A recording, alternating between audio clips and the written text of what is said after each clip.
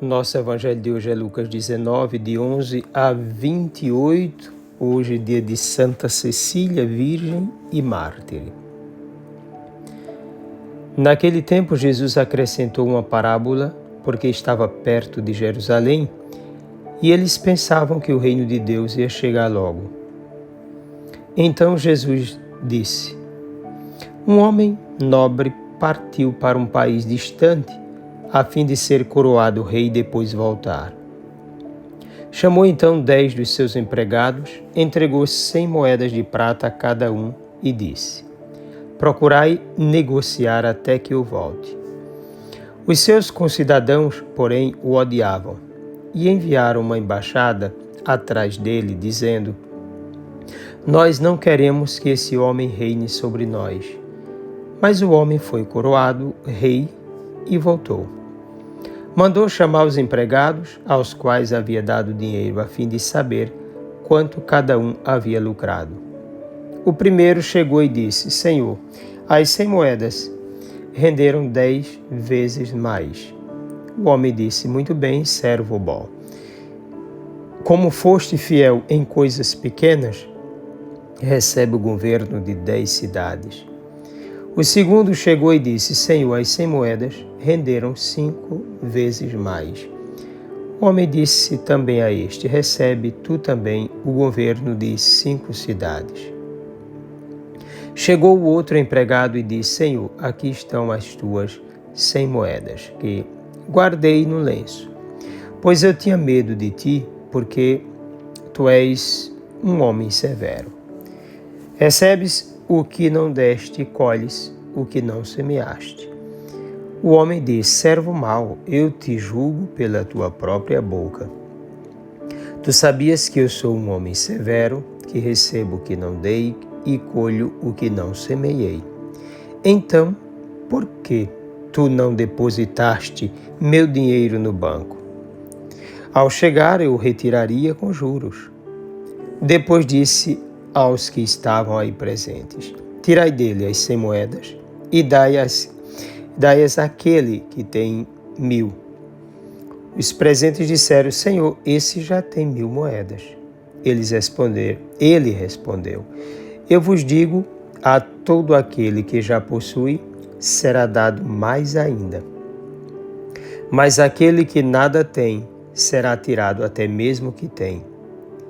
E quanto a esses inimigos que não queriam que eu reinasse sobre eles, trazei-os aqui e matai-os na minha frente.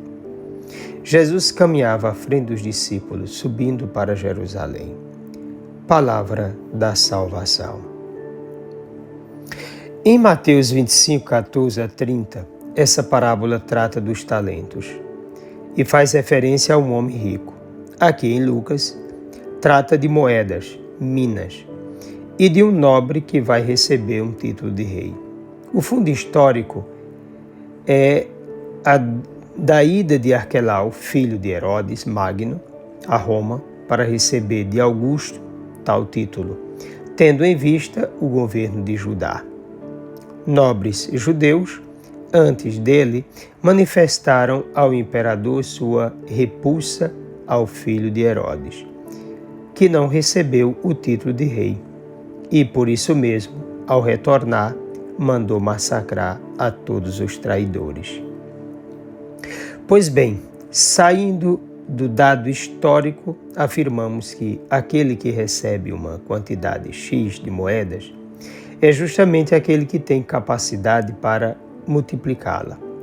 Suas qualidades devem estar a serviço de tal empenho. Os talentos indicam o dom salvífico de Deus, o qual, estando ligado às qualidades daqueles que acolhem esse dom para a realização da vontade de Deus, pode-se dizer que o reino de Deus, sua palavra, os mandamentos e a fé, e hoje também os sacramentos. No texto de Lucas, 10 empregados receberam a mesma quantidade de 100 moedas. Deles, 2 prestaram conta do que receberam e também o lucro. O terceiro, por medo, incapaz de correr riscos, preguiçoso, homem de má índole, desrespeitoso para com seu patrão, talvez alguém que pensa somente em si mesmo, individualista, alguém sem horizontes e, portanto, sem esperança em terras moedas. É, na verdade, um acomodado, satisfeito com o que está aí, que vive na comodidade da lei, ligado apenas ao que lhe oferece tranquilidade diante da vontade de perfeição de Deus. Essa é a lógica farisaica, a lógica de quem tem medo do risco de se lançar na novidade de Deus. Esse é o tipo sem amor, que ainda não teve um verdadeiro encontro com Jesus, que não se preocupa com a salvação do mundo, nem com a própria, que não responde ao mandamento de Jesus de ir pelo mundo e pregar o Evangelho a todos os povos. A lógica de Jesus Cristo é outra. Assim como no mundo dos negócios não se pode lucrar sem riscos, o mesmo se dá com multiplicação ou a multiplicação dos dons de Deus. Cabe a cada pessoa que se encontrou com Cristo aplicar-se totalmente na causa do reino de Deus, fazendo de sua vida um verdadeiro dom e ainda usando os dons que possui para fazer o bem e levar a mensagem da salvação a todos. Não pode ser discípulo de Jesus Cristo quem só deseja viver no confronto da lei, pensando somente em resguardar a própria vida. É necessário ir ao mundo inteiro, correr grandes riscos no meio do mundo, sem temer as tentações, nem muito menos as perseguições. Não existem homens e mulheres perfeitos, mas pessoas limitadas, fracas, por outro lado, cheias da graça de Deus, impulsionadas pelo Espírito Santo para levarem o Evangelho a todo o mundo. Essa parábola lembra uma cena de juízo, indica a ideia de Jesus, ou a ida de Jesus ao Pai, o tempo da igreja e a parousia, segunda vinda do Salvador. Além disso, produz uma reflexão sobre o que fomos capazes de fazer e o que devemos fazer daqui para frente. O que fizemos com os bens de Deus? O que podemos ainda fazer? Corremos riscos? Tememos o mundo? Amamos o Senhor ou temos medo dele? O que fizemos e o que faremos com o dom que somos e com os dons que temos? Os que produziram são os discípulos totalmente voltados para o Senhor. O que nada produz é aquele inútil, segundo o texto de Mateus. Aquele que não é capaz de se configurar a Jesus por ação do Espírito Santo. Ao que mais lucrou, mais será dado. Mais é aumentada a sua participação na vida de Deus.